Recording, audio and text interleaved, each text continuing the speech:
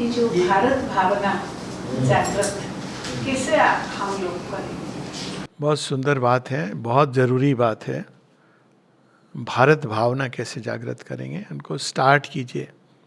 जब आते हैं, असेंबली होती है, तो क्या क्या उनका होता है प्रारंभ। ऐसी कोई चीज हो जो श्री अरविंद ने एक मूल मंत्र दिया है, the vision of India as mother. आपके उड़ीसा में ये बहुत सुंदर मूवमेंट है बाय द वे, जिसमें सबको वंदे मातरम कहते हैं। मुझे बहुत अच्छा लगता है। Start with that. ग्रीटिंग कर दीजिए स्कूल के अंदर, वंदे मातरम। नो नमस्ते, no hello hi, Vande Mataram. ये बोल बोल के मंत्र है, ये श्री अरविंद ने तो कहा, और ये मंत्र तो श्री अरविंद ने एक्टिवेट कर दिया है। और बाय द वे वो भारत को जगाने का मंत्र है। जगाने का मंत्र है वंदे मातरम, आगे ले जाने का मंत्र है सत्यमेव जयते। ये दो मंत्र हैं भारत के। तो वंदे मातरम को एक वे ऑफ ग्रीटिंग कर दीजिए एक दूसरे से जब भी मिले। और ये कुछ चीजें कल्चर में डाल दीजिए स्कूल के।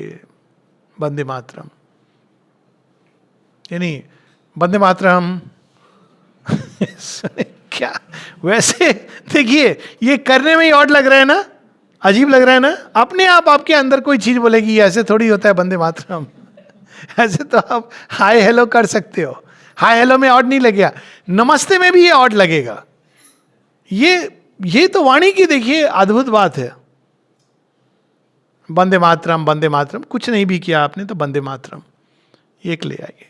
रोज जब उनका बिगिनिंग है तो बाकी जो भी चीज़ें करते हैं आप वंदे मातरम का गान रखिए। जितने भी स्पेशल ओकेजन है, कोई मना तो करेगा नहीं। ये तो कोई बोलेगा नहीं ये नेशनल एंथम नहीं है, नेशनल सॉन्ग तो है। Who can stop? कुछ भाई लोग होंगे जो बोलेंगे हमको पसंद नहीं है, नहीं पसंद है आपको, ये सब चीज़ों में नहीं जाना चाहिए। प्लीजिंग एवरीबडी, इससे भारत का एकदम। वंदे मातरम आप अपने भारत भूमि को माँ के रूप में देख रहे हैं। एक एग्जीबिशन रखिए हर एक स्कूल में, जिसमें एक और जो माँ ने जो यूनाइटेड इंडिया का मानचित्र रखा है। अब इस पर प्रश्न करते हैं लोग, आप फिर अखंड भारत की बात कर रहे हो। अरे भाई, ये महाभारत के समय का चित्र है, और आप इसमें पूरे, मैं जस्ट आइडिया दे रहा हूँ, अब कौन करेगा नहीं करेगा ये तो मैं कई स्कूल्स में ये आइडिया देता हूँ। आप उसमें 52 शक्तिपीठ मार्क कर दीजिए, कुछ नहीं आपको करना है। महाभारत काल का चित्र, पता हो ना हमारी हिस्ट्री है, कौशल देश कहाँ था और आपके शक्तिपीठ कहाँ हैं, मार्क कर दीजिए।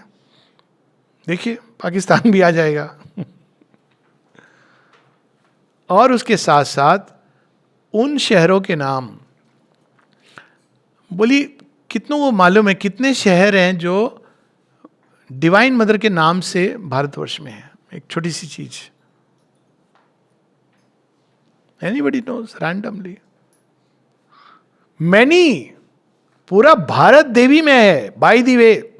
मैनी थोड़े थोड़े डिस्टॉर्ट करके, वही उस दिन में बता रहा था ना, मैंगलुरु मंगला देवी के नाम से है।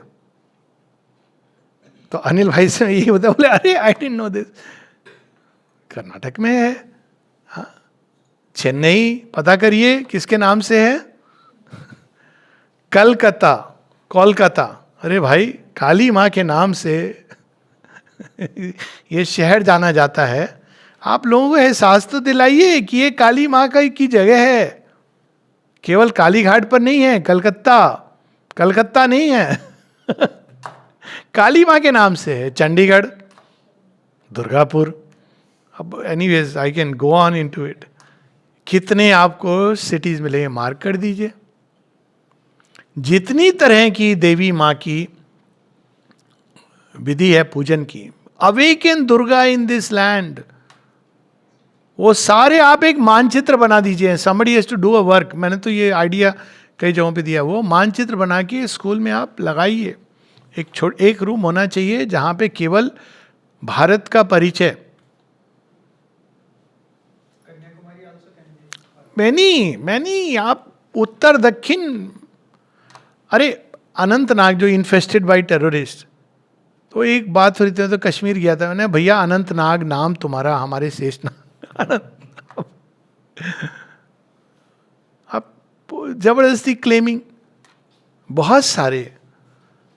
सो इवन उर्दू आ गया उसमें डिस्टॉर्ट करके, फिर भी द रूट इज देयर।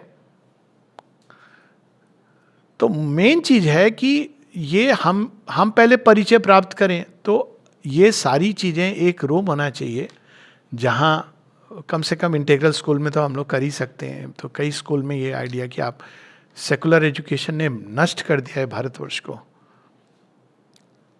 तो आप ईद का छुट्टी, होली का छुट्टी दीजिए, जो देना है आपको, आपकी मर्जी, लेकिन भारत का परिचय तो भारत से होगा ना। भारत में तो ईद बहुत बाद में आई है, उसके पहले कुछ नहीं था। तो भारत का परिचय भारत के साथ। श्री कृष्ण राम मिथोलॉजी नहीं है हमारे, हम उनके वंशज हैं। भीष्म मिथोलॉजी नहीं है, हम उनके वंशज हैं। तो ये परिचय के लिए आप फॉर्मल एजुकेशन नहीं देना चाहते हैं। अगर मान लीजिए कोई आप पर ऑब्जेक्शन करे, एक क्लास, एक रूम अलग से भारत माँ का रूम बना के, कौन ऑब्जेक्ट कर सकता है इसमें? आपको जाना है जाओ, नहीं जाना है नहीं जाओ, और उसका बस नाम रखिए भारत, एक परिचय। Nobody can object to it. Veda क्या है, उपनिषद क्या है, एसेंस है ना, छोटा छोटा, ज्यादा बड़ा नहीं है उसमें एसेंस। एक लाइक ए परमानेंट एग्जीबिशन। जैसे कई स्कूलों में हम श्री अरविंद माता जी का परिचय देते हैं, पर भारत का परिचय तो इंपॉर्टेंट है ना। धर्म क्या है एक जगह, उसमें श्री अरविंद के वर्ड से, रामायण क्या है, महाभारत क्या है। एक परमानेंट एग्जीबिशन जहां जितने लैंडमार्क, बहुत ज्यादा स्पेस नहीं चाहिए।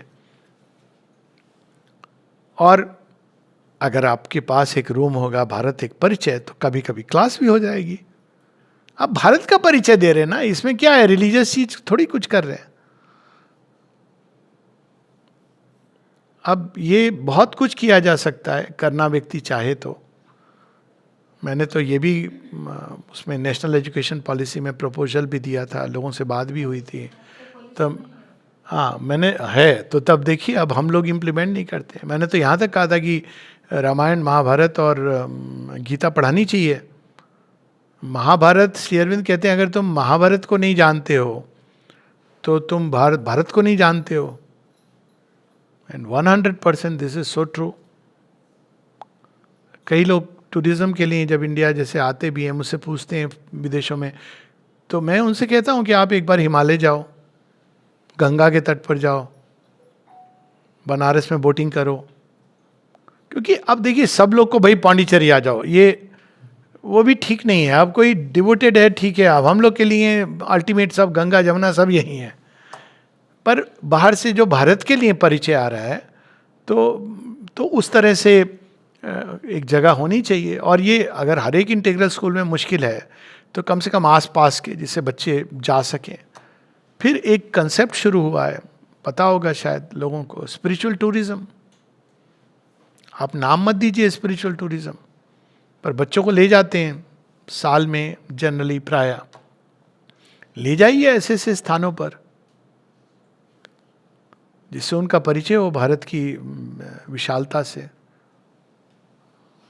Take them to Varanasi, Ganga पे थोड़ा सा उनको जाने दीजिए, गंगा आरती दिखाइए हरिद्वार में कभी। और ये सब घूमने के, अब आजकल क्या होता है ये, लेकिन कहाँ ले जाते हैं? कोई हिल स्टेशन ले जाते हैं सब। ये तो बाद में घूम लेंगे हिल स्टेशन, इस समय तो आप बोलेंगे तो चले जाएंगे। आप कोई वर्ड मत दीजिए स्पिरिचुअल है, रिलीजियस, हम भाई अरेंज कर रहे हैं। और जिसको जाना है, कंपलसरी तो नहीं होती ये चीज़ें, ठीक है, पर आप 100 में से अगर 10 भी अवेकन हो जाएंगे तो कितनी सुंदर बात होगी। कावेरी कितने लोग जानते हैं? सब तो ज़्यादातर तो अपने उड़ीसा से हैं। तो दक्षिण की गंगा किसको कहा जाता है? Thank you, Kaveri.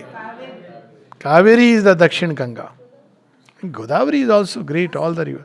हर एक नदी की कहानी आप देखिए ना, भारत का इतिहास इन कहानी, इस नदियों के साथ जुड़ा है। कावेरी की कहानी बताइए, रिवर्स की स्टोरी, एक एक रिवर की स्टोरी। अब मैं तो बड़ा, मुझे आनंद आता था, पढ़ता था बचपन में तो अभी काम आती है, तब पता नहीं था, लेकिन is a very great Joy. एक क्लास होनी चाहिए, व्हाई नॉट, भारत परिचय, फिनिश्ड। कोई आपको गवर्नमेंट रोकेगी क्या? Teach them out all this, reverse of India, geography class में डाल दीजिए नर्मदा की कहानी देखिए कितनी, और उसमें बच्चों के अंदर केवल वो ही नहीं होगा भारत से परिचय, आत्म विकास होगा।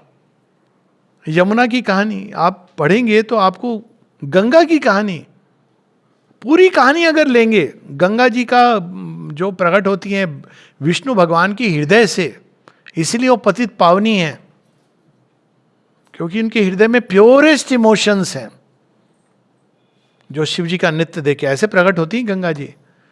तो अब आप देखिए कि अगर आपको खुद को प्यूरिफाई करना है तो आपके भाव शुद्ध होने चाहिए। कितनी सुंदर कहानी है। You don't have to necessarily go to Ganga ji, I mean she is a living river. मैं तो इसको मतलब 100% I have had beautiful experiences of living goddess as Ganga ji, लेकिन वो गंगा आपके हृदय में भी है। तो ये तो बहुत बड़ी, इसलिए मैंने कहा कि बहुत काम है इसमें, कोई लिमिट नहीं है। सब कहीं इतने सारे नहीं जानते बच्चे।